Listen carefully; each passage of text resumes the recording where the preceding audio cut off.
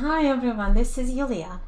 If you watched my videos before, or if you ever read some of my articles, I sometimes mention the importance of business analysis portfolio, professional portfolio of examples of your work that you can bring to interviews or show a few examples during your video interviews or remote interviews to illustrate things you can do or how you would approach a particular problem.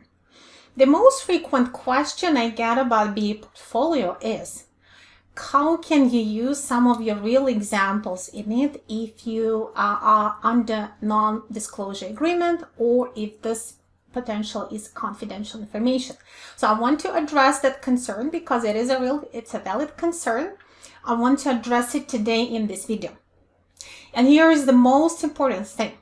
When you are creating your professional portfolio, especially in this age when most of these portfolios are digital, it's not like a binder you used to bring to your interview with printouts in the old days. Now it's all digital. And of course, if you are in a remote interview through video conference, anyone can take a screenshot of anything you are showing on the screen.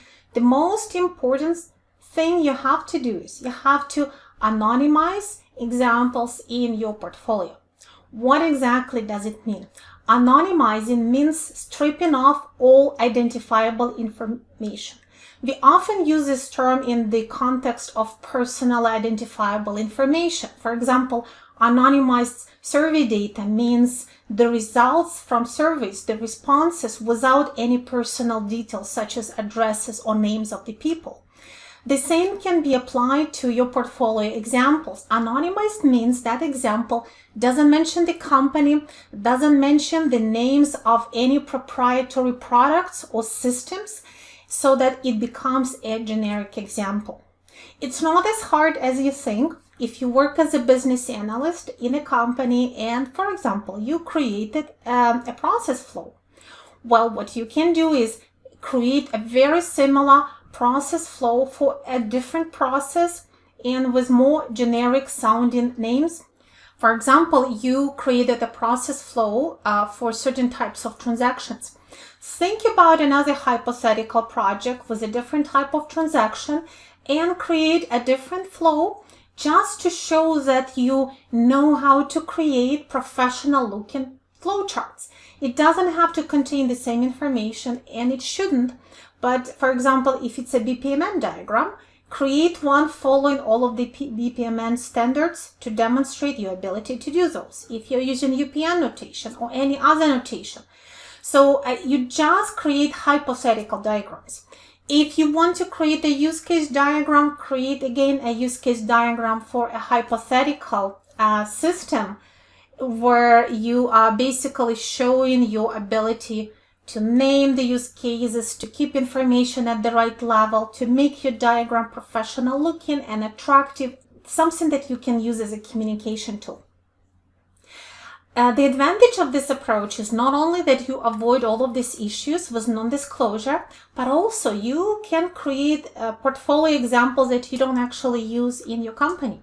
Because sometimes in real projects we may be limited in what others expect or what we are using, or maybe you're just one of multiple business analysts. In your portfolio, you're basically like a student that creates examples for your, say, coursework.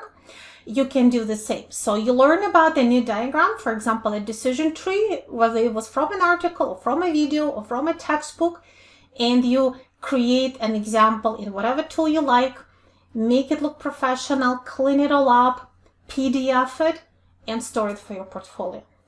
Another advantage of using hypothetical examples, they don't have to be as complex as sometimes the ones in real life, because we know how some, say, process flows in real life can become so intricate and the font becomes so tiny, you can't really show it in an interview because it's just going to be too much, too complex.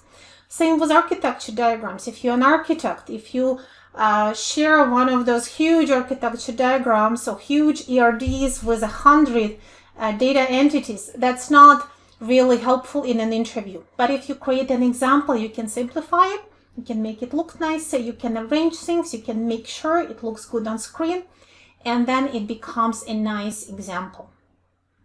So that hopefully answers your question about creating portfolios without violating any confidentiality.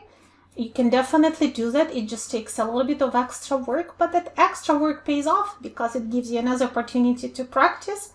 And you can actually store those examples, and later on you can look back, and if you forgot how to do the diagram or if you haven't used it in a while, you can lift it out and then do something similar and maybe use it for your next company. So I hope that was helpful.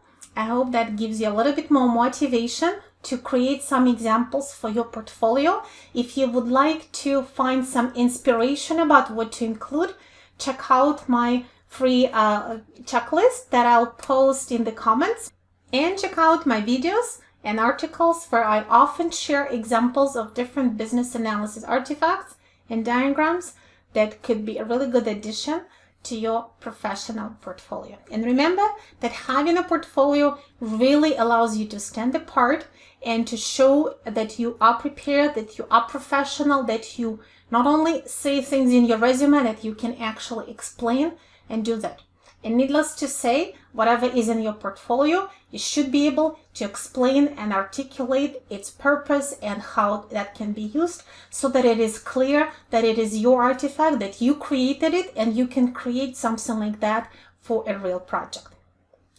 Hopefully that was helpful. All the best. And if you have any questions, post them in the comments. Take care.